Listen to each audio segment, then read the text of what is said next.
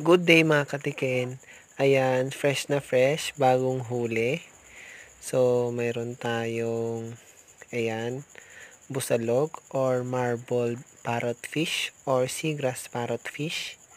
So, ito naman ay alimasag or sa English ay blue swimming crab. Yan.